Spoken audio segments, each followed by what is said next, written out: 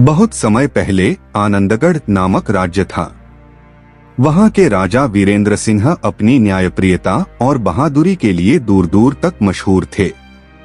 जनता उन्हें देवता समान मानती थी। लेकिन एक रहस्य था। राजमहल के भीतर एक पुराना किला था जिसे चुप्पी का किला कहा जाता था। वहां कोई जाने की हिम्मत नहीं करता था। कहते थे जो भी अंदर गया कभी लौटकर नहीं आया। कहानी का मोड़। एक दिन राज्य में सूखा पड़ गया। खेत बंजर होने लगे, लोग भूख से तड़पने लगे। राजा ने सब दरबारियों से सलाह मांगी।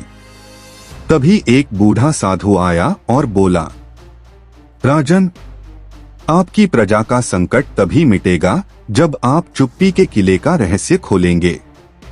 सब स्तब्ध रह गए। दरबारी बोले, महाराज, वहां जाने का मतलब मौत है। लेकिन राजा वीरेंद्र सिंह ने ठान लिया, यदि मेरी प्रजा कष्ट में है तो मैं हर खतरे को झेलूंगा। रहस्यमय सफर। राजा तलवार और दीपक लेकर किले में प्रवेश कर गए। अंधेरे गलियारों में सिर्फ सन्नाटा था। कहीं कहीं जंजीरों की खड़खड़ाहट सुनाई देती थी। राजा का हर कदम भारी पड़ रहा था। अचानक एक दरवाजा अपने आप खुला।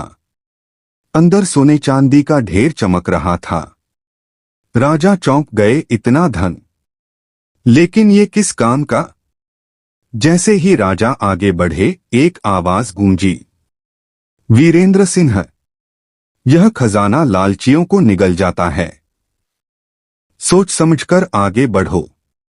राजा ने धन को अनदेखा कर दिया और आगे बढ़े। सच्चाई का पर्दाफाश। आखिरकार राजा एक कक्ष में पहुंचे। वहां एक विशाल दर्पण था। दर्पण पर लिखा था, जिसे देखोगे वही असली शत्रु है। राजा ने हिम्मत करके दर्पण में झांका। उसमें कोई राक्षस, दानव या भूत नहीं था, बल्कि खुद राजा का चेहरा दिखाई दिया। उसी समय साधु की आवाज गूंजी, राजन, राज्य की सबसे बड़ी समस्या बाहर नहीं, भीतर है, अहंकार।